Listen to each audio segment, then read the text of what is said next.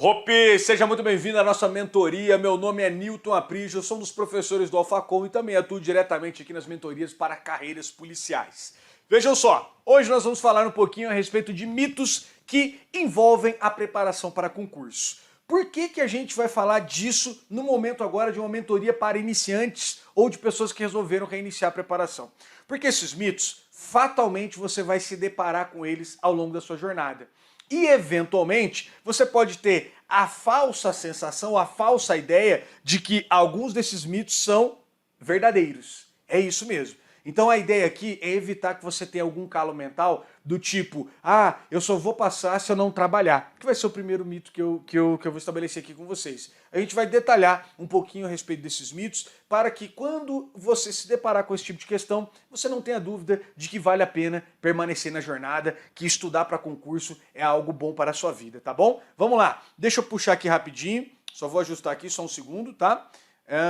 Vindo para cá, isso... Trabalhando lá então agora o nosso mito 1. Vejam lá vocês. Não é possível trabalhar e passar em concurso. Ou ainda, para passar em concurso é necessário só estudar. Vejam bem, pessoal. O que acontece aqui de extremamente importante? As pessoas que passaram em concurso, elas tanto trabalhavam como não trabalhavam. Então eu não posso estabelecer isso como sendo uma condição sem a qual eu não conseguiria o meu cargo. Então vejam só, eu já contei minha história e a minha história de aprovações nos concursos da PF, PRF e DPEM foi uma história de trabalho. Eu trabalhava, já era concursado, enquanto me dedicava aos concursos de carreiras policiais. Então o ponto é, eu sou a prova viva de que é possível ser aprovado e trabalhar.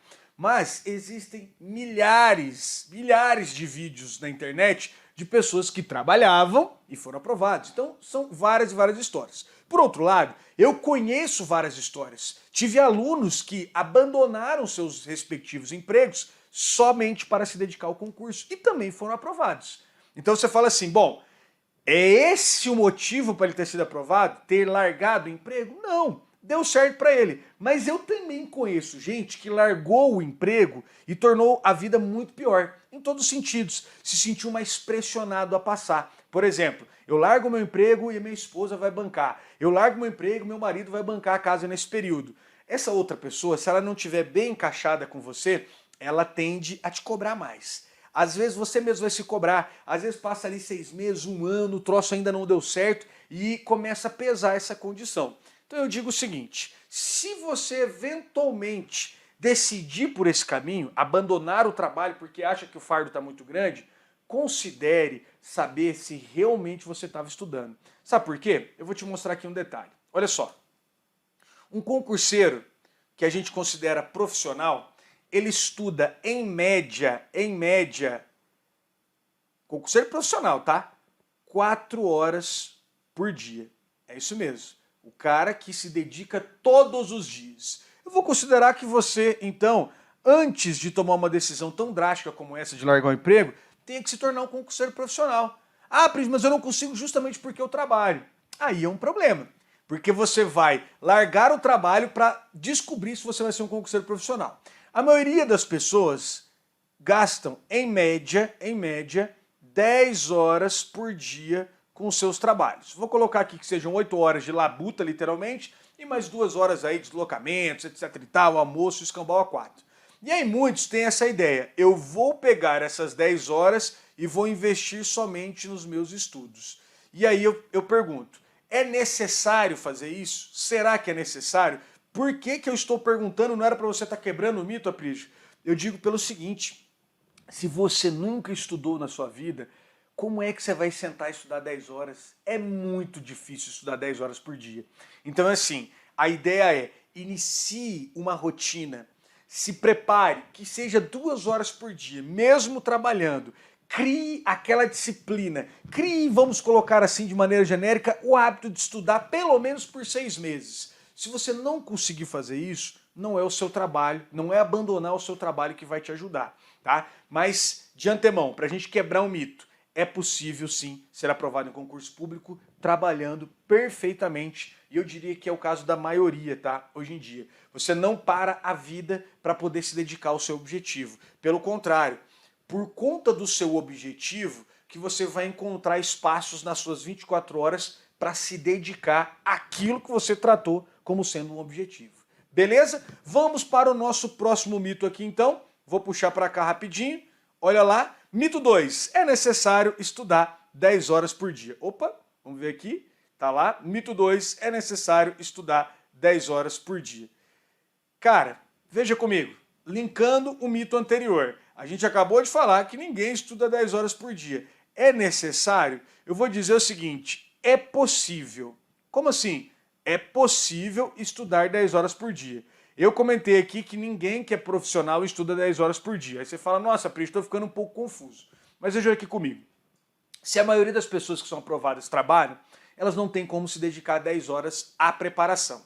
Mas, em um momento especificamente, devido aqui à alta adrenalina que você vai estar, é possível você bancar 10 horas por dia.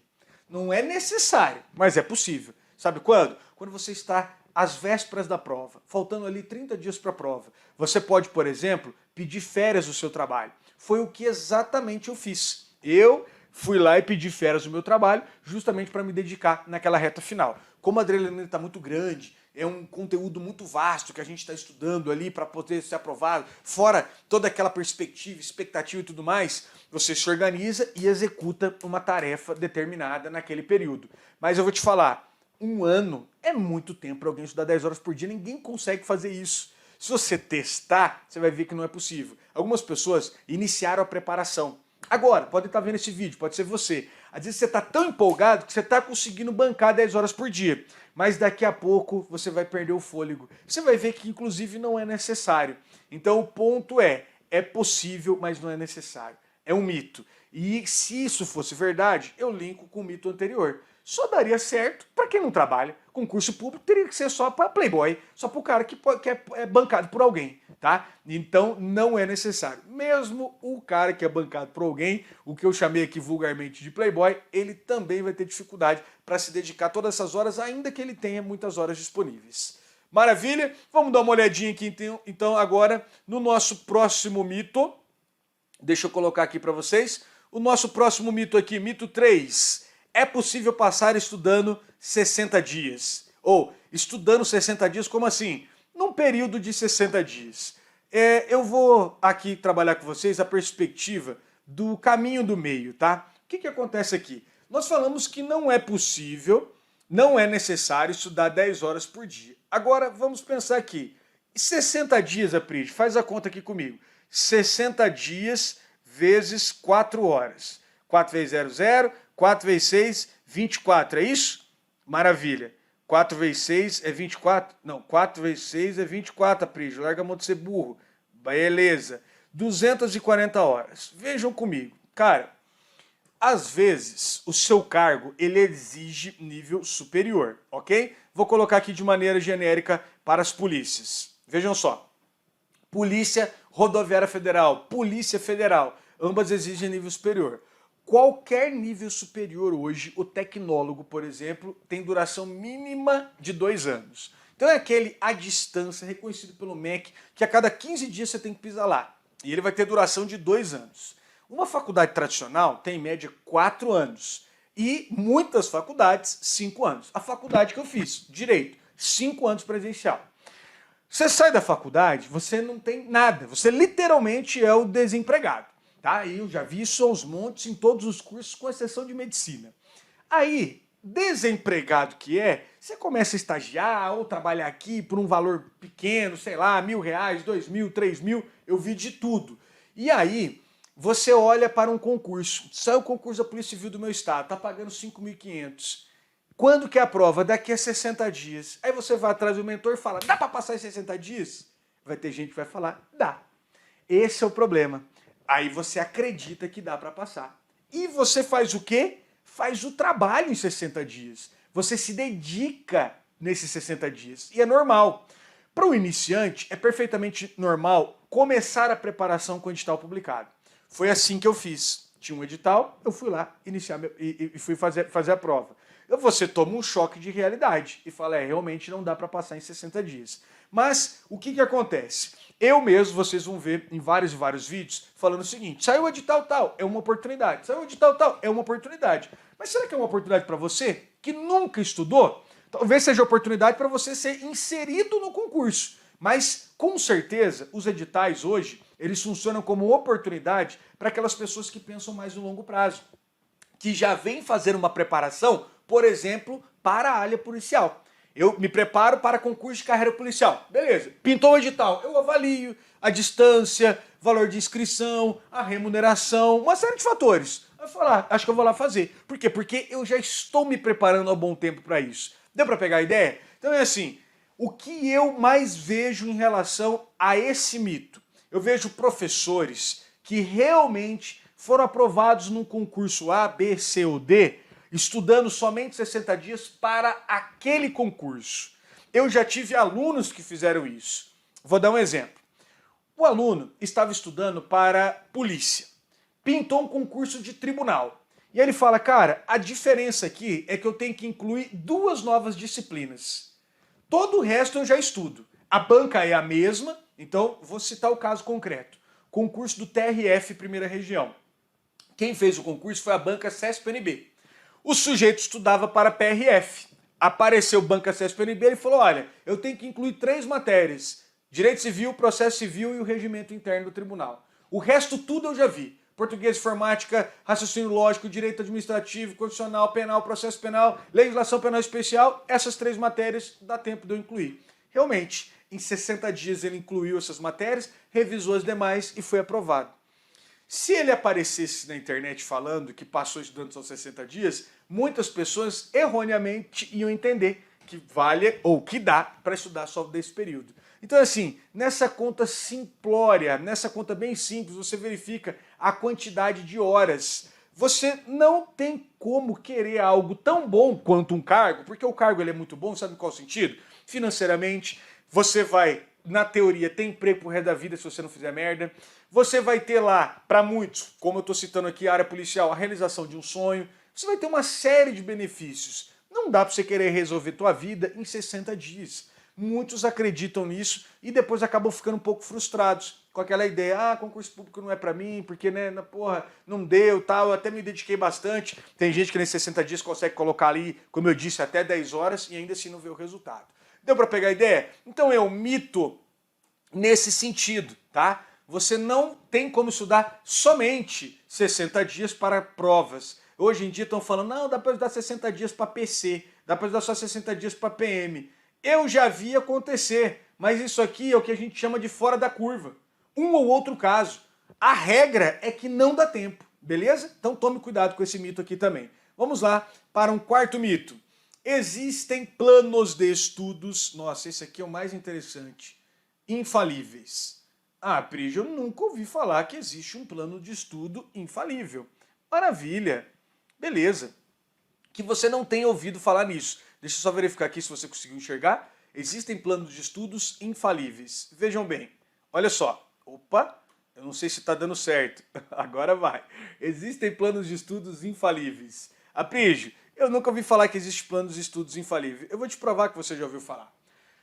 Quando eu conto a minha história, que eu e minha esposa desenhamos uma planilha chamada Operação Derramando Sangue, em que nós colocamos um cronograma de estudos, os alunos me pedem, eu quero essa planilha. Sabe qual que é a sensação que o aluno tem? Com esta planilha eu seria aprovado. Não é. Não foi a planilha que me aprovou. Foi a execução do que lá estava. E eu vou te falar, a planilha era a mais simples possível. E o que é interessante? Muitos iniciantes ouvem a todo momento planos de estudos. Vê com canetinha no quadro, vê com isso, vê com aquilo.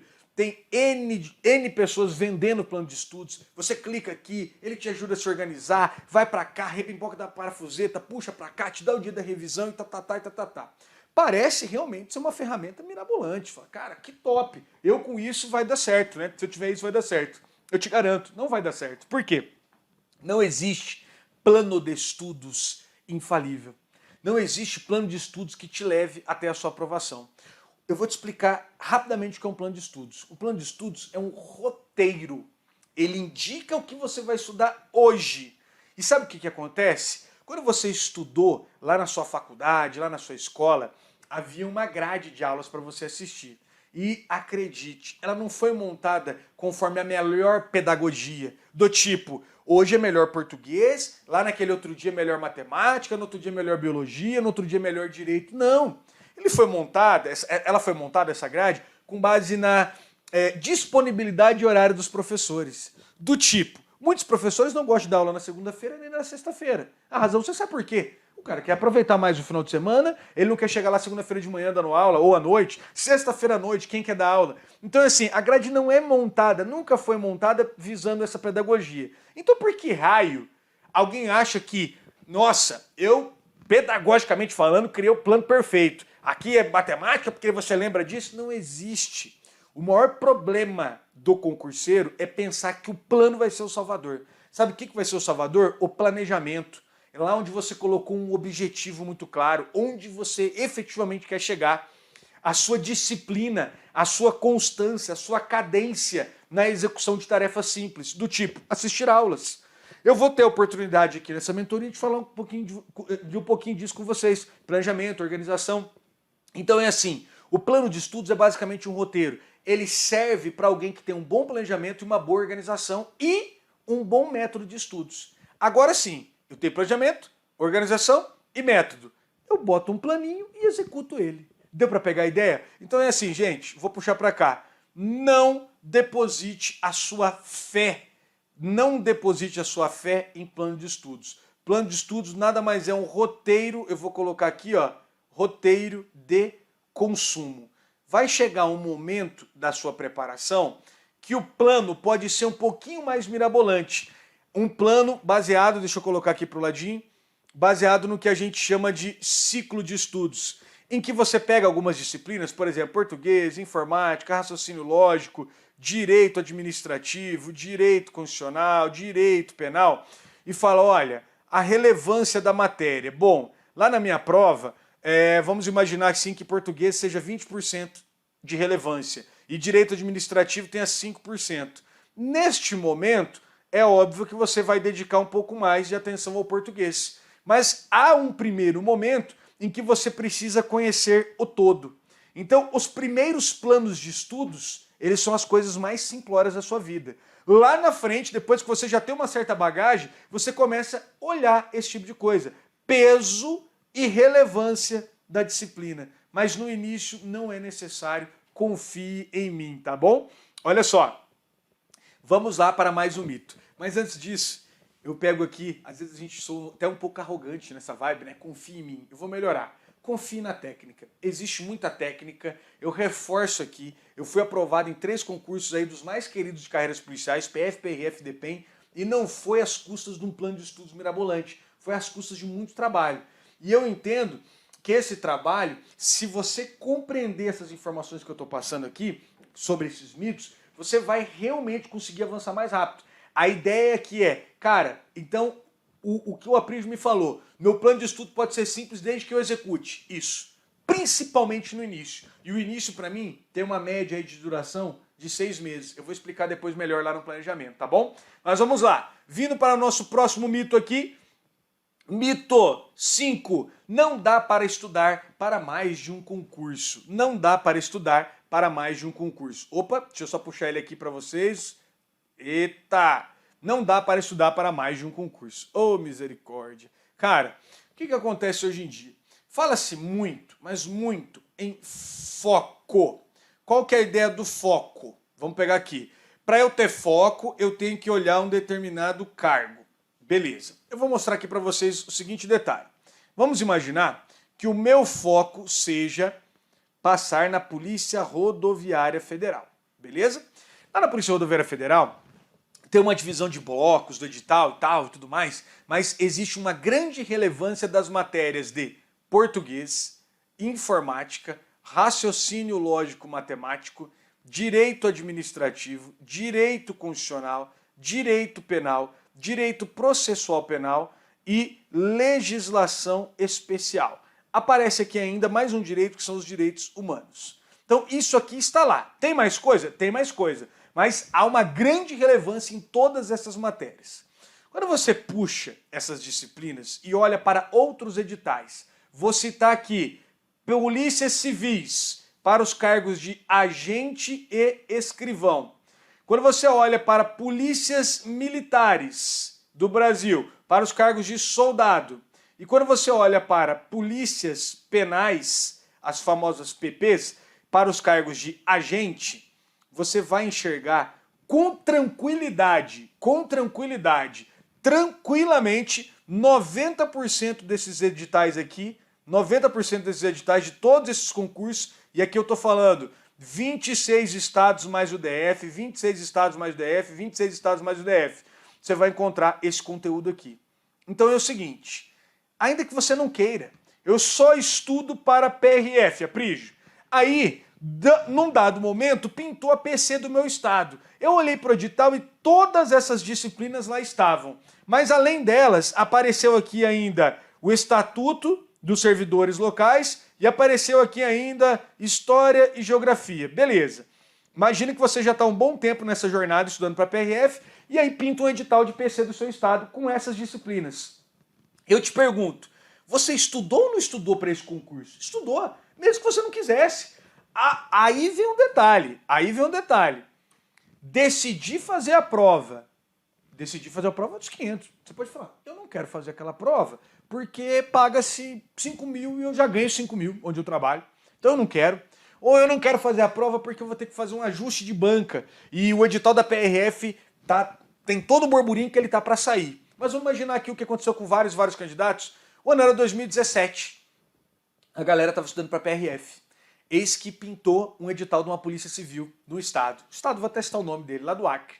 A galera olhou e falou, e aí, tá para sair PRF? Não tinha nada que dizia que, nossa, daqui 2 meses vai sair o edital. Não tinha nada.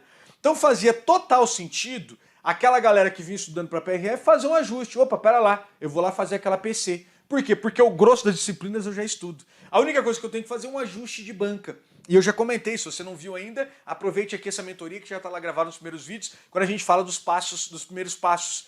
Você avalia as bancas. Estudando para a banca CESP-NB, você faz o ajuste para outra banca. No caso, em especial, que eu estou relatando aqui, a banca era a banca IBAD, que surgiu para fazer o concurso. A galera fez a adaptação e PEI. Deu para cair para dentro. Então, é um mito dizer que você não pode estudar para mais de um concurso. O que você não pode fazer? E isso sim é um grande erro. Vejam só, deixa eu voltar para lá. Eu comentei com vocês, aqui, traçando a ideia da área. Quando você delimitou a sua área, eu coloquei que o meu concurso é PRF. Qual área que é a PRF? Área policial, beleza? Eu posso até fazer para outra área? Eventualmente sim. Pode aparecer um concurso, por exemplo, PF administrativo, que está aí para sair. Você pode eventualmente fazer, mas tome um cuidado. Imagine aqui que você está estudando para PRF e pintou lá um concurso do INSS. Deixa eu apagar aqui. Imagine lá que pintou o concurso do INSS. Aí eu te falo. Lá no INSS, deixa eu até colocar aqui, só um minutinho. Lá no INSS aparecem disciplinas que são comuns. INSS. Aparece lá português, aparece informática, aparece lá um raciocínio lógico, aparece um direito administrativo, um constitucional. Aí você fala, opa, tem coisas que estão interligadas.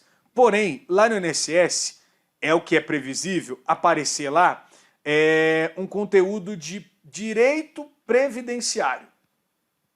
Direito previdenciário. E esse direito previdenciário ele tem grande relevância. Imagine lá que a relevância dele é 50% da nota.